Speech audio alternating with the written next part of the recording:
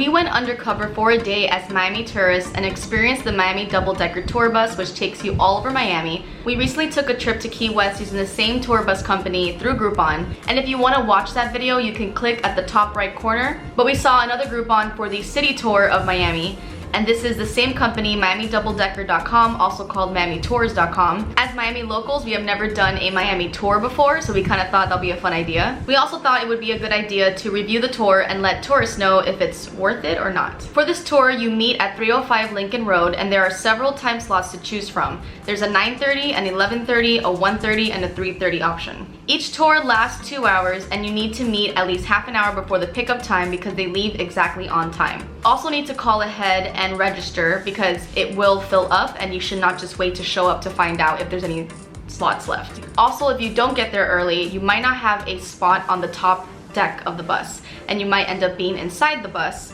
which is not the same experience, of course, and ideally I think everyone should definitely experience the top deck. We got super lucky, ended up getting the last 2 seats available on the open air deck. On their website it says, the Miami Double-Decker City Tour by bus is an open-top double-decker bus tour that will explore all of Miami Beach, downtown, Financial District, Coconut Grove, Coral Gables, and Little Havana.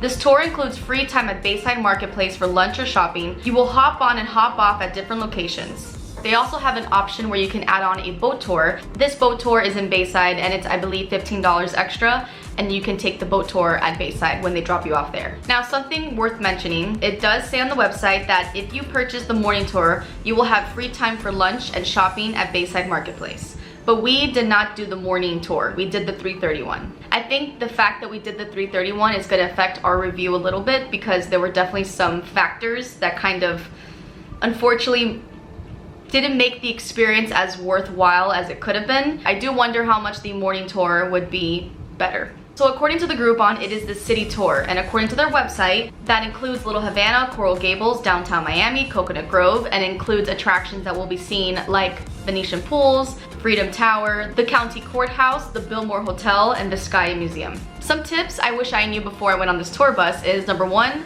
wear sunscreen and bring sunglasses, which I did do, but I just feel like I should definitely mention that. You're gonna be out in the open sun for at least 2 hours, so definitely wear sunscreen because you're gonna get sun. You are allowed to bring, from what I saw, snacks and water, so probably a smart idea. I didn't see them stopping anyone with that. You are gonna get very sweaty, and if you wanna be a little bit more comfortable, which I wish I would have done, bring a little fan. And also it gets really windy and your hair goes flying everywhere, so maybe if you have long hair like me, bring a hair tie and wrap your hair up because it's gonna get crazy. Also, another thing that is kind of crazy is that there are a lot of tree branches that you drive under, and the branches can hit you in the face. Uh-oh, get down. Be careful. Now, everyone was fine, and every time that branches showed up, we all ducked. I imagine that could be pretty bad. You could poke your eye out, I don't know, but make sure you duck. I will say that the experience of being on the top decker of the bus on the highway is both scary and awesome at the same time. Being on there when you're doing turns on the highway is creepy because you feel like you're gonna tip over, and it just looks like you're so high. There was a point where we were driving past trucks and we were higher than the trucks.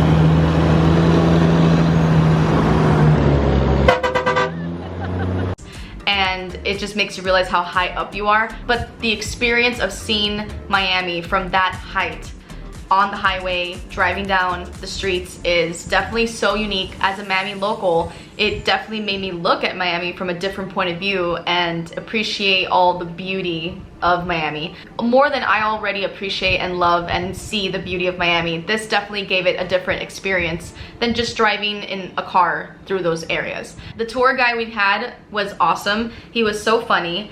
Don't get hurt. Be careful with all those branches of those power cords. Nothing major.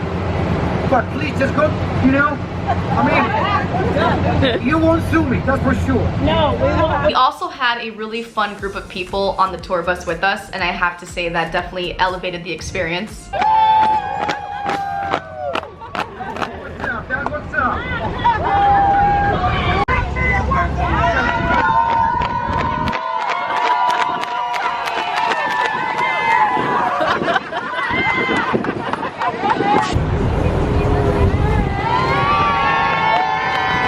drove down the highway, we saw Star Island. The tour guide talked about the hotel where they filmed Scarface at. We saw the cruises, Disney, Carnival, Norwegian. We even drove right past the Port of Miami tunnel. The only thing is that we did come across some traffic. And again, I believe this is because it was the 3:30 time slot. Maybe if it had been the 9:30, the 11:30, I don't even know about the 1:30, but maybe there wouldn't have been as much traffic, and maybe we would have had more time in the end to do things if we weren't stuck in traffic. Keep that in mind when I give my final review at the end. So the first stop was Little Havana, and we were there for about 30 minutes. Little Havana is also called Calle Ocho. It is the Cuban heart of Miami. There's tons of cafes serving Cuban coffee, tons of restaurants, cigar shops, bars. I definitely recommend Little Havana for the nightlife. And as much as it is cool during the daytime, it is probably even better at the nighttime. The tour guide really wanted us all to experience having mojitos. So when we got off the tour bus, we went to a place called Alfaro's and we all got mojitos.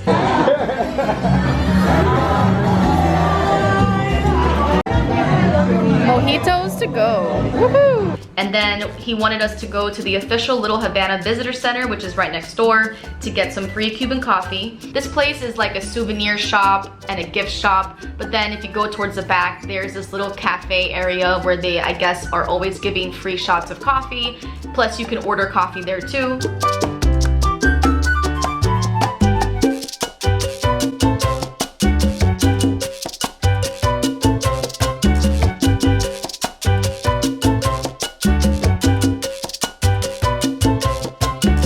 From there, he wanted us to go check out the cigar making at the cigar shop.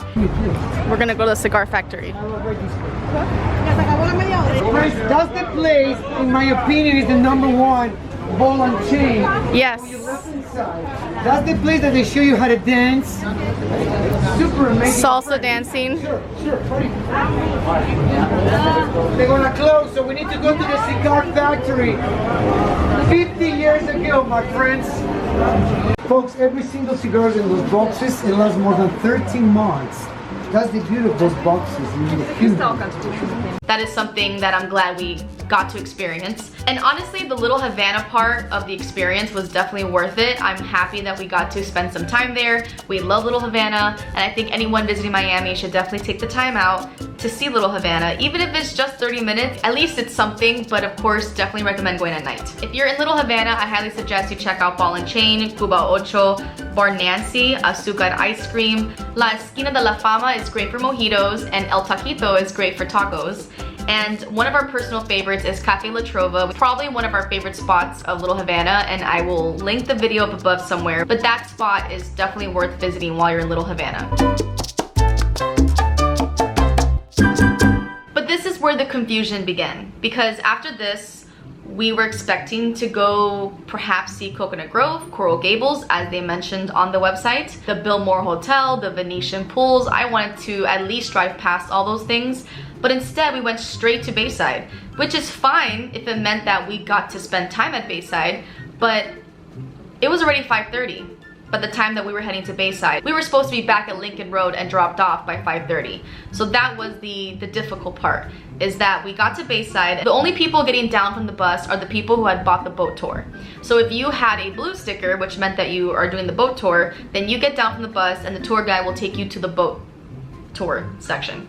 If you had a red sticker like we did, then you get off the bus and they told us you're gonna go on to a new bus in like 2 or 3 minutes and head back to Lincoln Road.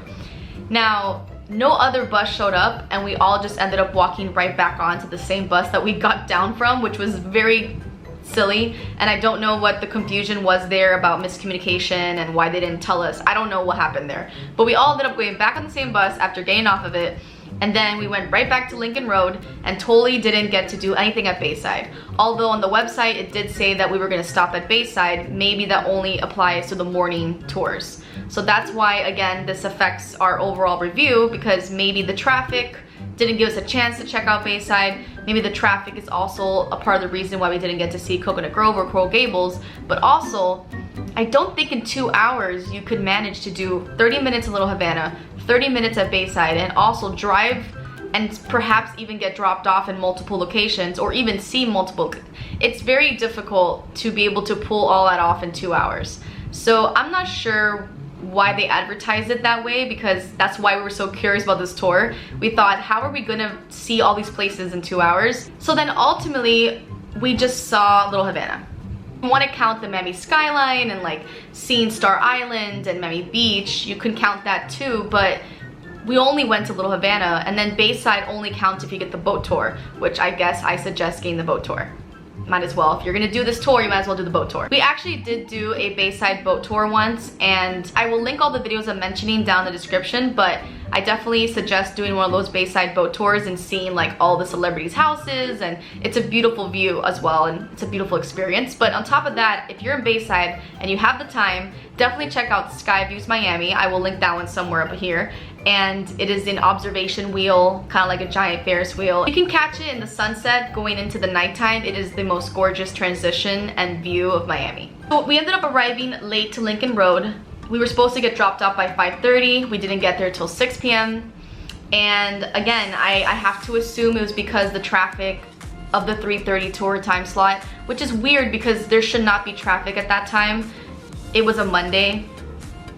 3:30 p.m. should not be time for traffic in Miami. Usually that starts around 5, 6, 7 p.m. But we did get to see Little Havana, and you do get to see Bayside if you did the boat tour. So I think overall, I still think it is worth it. And if you have a limited amount of time in Miami and you kind of want to get to different locations, this sounds like a good option. But I would highly suggest checking out Coconut Grove and Coral Gables perhaps separately on your own, or maybe taking an Uber ride there, or finding some other way to get there, because if this tour bus does not show you that, I wish it could, because it is definitely another good spot to check out while you're in Miami. For the sake of Little Havana, Bayside, and the views that you get from that tour bus of the Miami skyline and everything, it definitely is worth it. I just kind of felt like it was a little false advertising. But if you have been on this bus and you're watching this video, please comment down below and let us know what was your experience like. Did you get to see Coconut Grove and Coral Gables, or was that just our experience? Let us know, of course. And let us know if you'd be interested in even doing this if you came to visit Miami. By the way, right next to the spot that we get dropped off on by 305 Lincoln Road, there is a spot called Timeout Market. Highly suggest visiting that. It's a food market hall. They have a lot of options for food and drinks, and we have filmed a full video there in the past. I will also put that down below in the description. Overall, I think it was an experience. It was really cool to pretend that we were tourists for the day, and if you are a Miami local, highly suggest you do this one day. It is a fun experience and idea. And if you're coming to visit Miami, I'll let you be the judge of what you think, but I personally think it's worth it, and as well as the Key West day trip from the same company. We are not affiliated with them, we are not sponsored, we are not in any way getting anything out of that. We just happened to fall upon the Groupons, thought they would be a good idea to review, and decided to check it out for ourselves. And also, they were fun. So highly suggest checking out the Key West video we did as well if you have not, and let us know if you have any questions or anything that you would like for us to check out in the future, and toodaloo.